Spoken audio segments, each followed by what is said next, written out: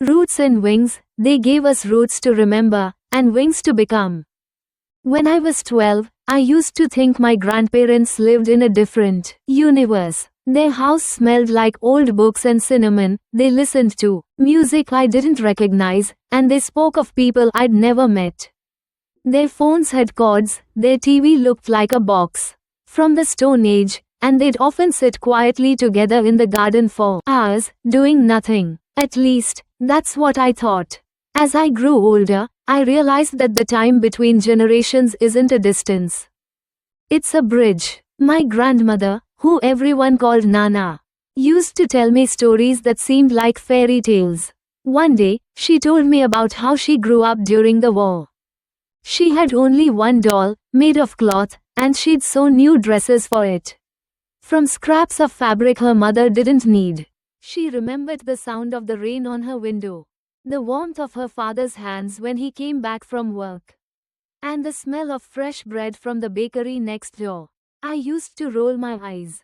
What did that have to do with me? I had exams, friend, drama, and social media to keep up with. What did a cloth doll or a war 60 years ago matter? Then, one summer, everything changed. My parents had to leave for a business trip and left me with my grandparents for 3 weeks. At first, I thought it would be unbearable, no fast Wi-Fi, no friends, no fun. But by the end of the first week, something shifted. It started with a photograph, a black and white picture that sat in a dusty frame. It showed a teenage boy, maybe 16, standing proudly next to a bicycle. "Who's that?" I asked lazily, more out of boredom than interest. "That's your great-grandfather," Grandpa said. "He built that bike from spare parts during the Great Depression. It was the only transportation he had. Rode 20 miles a day to deliver letters and groceries just to help support his family." Something about the image stuck with me, not just the boy, but the determination. Later that evening, Grandpa showed me the actual bike. But sturdy. We spent hours restoring it together. As we worked, he told me stories, not just about the bike, but about his own childhood, how he met Nana, how they built their lives with nothing but hope and hard work. Each night, Nana would cook meals from recipes she learned from her mother. Recipes passed down over generations.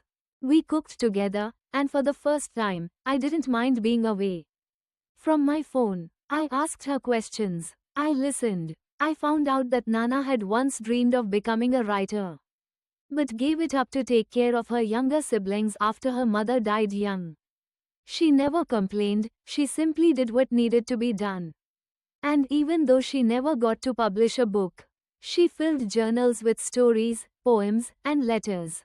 One night, she let me read one of them. It was about a girl who wanted to fly, not on a plane, but by growing wings of her own. I read it 3 times. It made me realize something I'd never thought about before. Our grandparents were once us. They had dreams, heartbreaks, crushes, doubts, and moments of joy.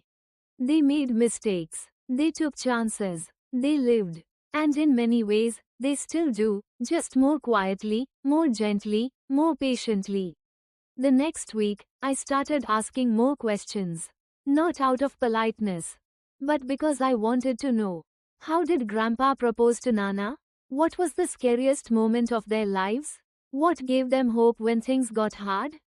They didn't always give long answers, but their eyes lit up when they spoke. I realized that many of the stories they held had never been told before, and might never be told again unless someone asked. I started writing some of them down, not because I had to, but because I wanted to remember. By the time my parents returned, I didn't want to leave. I had rediscovered a part of my family that I didn't even know was missing. More than that, I'd begun to see myself differently. I wasn't just a teenager, struggling through high school and figuring out who I wanted to be. I was part of a larger story, a long line of people who'd lived, endured, grown, and passed their light forward. When I went back home, I brought a few things with me. Nana's cinnamon cookie recipe, Grandpa's favorite vinyl record, a copy of one of her stories, and my great-grandfather's bike, now restored and beautiful. And I brought something else, too, a sense of grounding. A deeper connection to where I came from. A sense that time isn't just something that moves forward. It circles back, weaving us like threads in an invisible tapestry. Sometimes, youth makes us feel like we have to move fast, leave everything behind, and break new ground.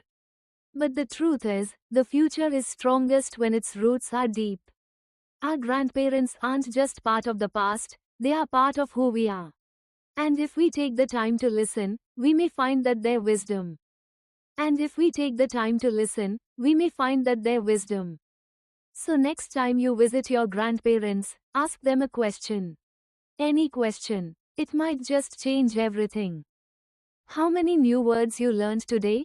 Subscribe to Ghazal English Lab for many such reading practices.